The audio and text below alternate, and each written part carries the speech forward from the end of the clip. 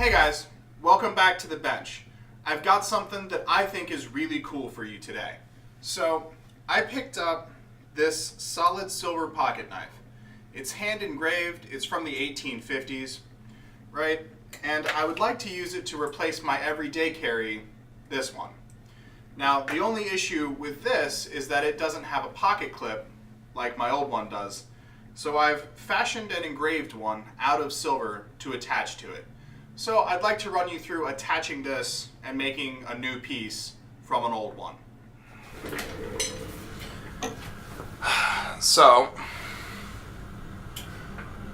we've got rivets 1, 2, and 3 here. We're going to need to take those out so I can get these plates apart. I want to cut a notch at the bottom of this to get things started.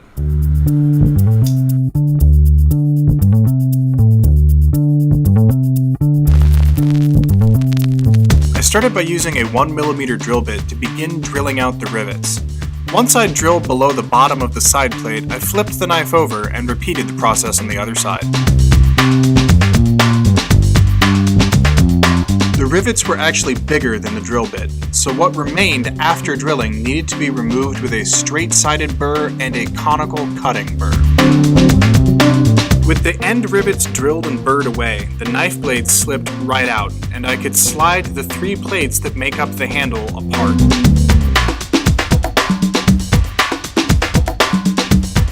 Now that I had the access that I needed to the middle plate, I measured and marked off the material that needed to be removed. With my guides in place, I used a combination of coarse silicone wheel, diamond cutting wheel, and triangular file to create the channel the new clip will occupy.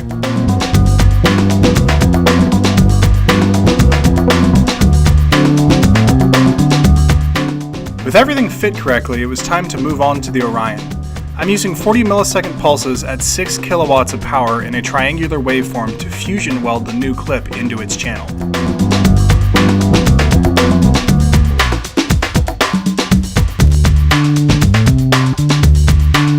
After clipping the excess, I cleaned the weld char off the new joints with a fiberglass brush. With everything clean, I completed the last seam and touched everything up. A quick trip through an acid cleaning solution later, I used a fine cut file to smooth the top of the weld joints so that they would be flush with the bottom side of the plate. Check out that fit.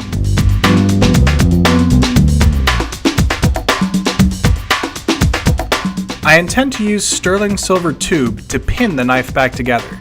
To that end, I'll have to drill out the old rivet hole I welded over earlier and widen everything to fit using a conical cutting burr.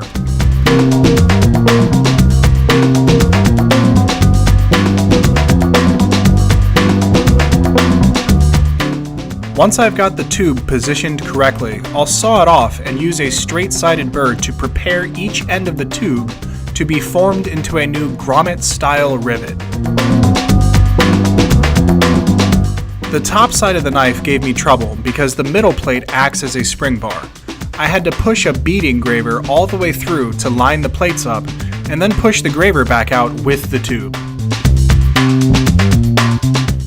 With everything in place, I used that same bead engraver to flare the ends of the tube out.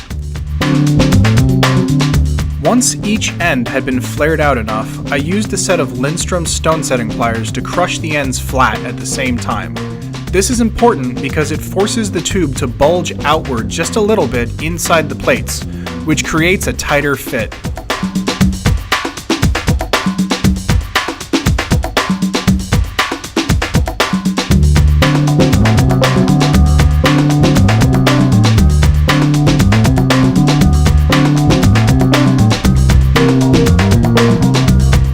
After repeating the process on the other end, I bent my new pocket clip into place and admired my work.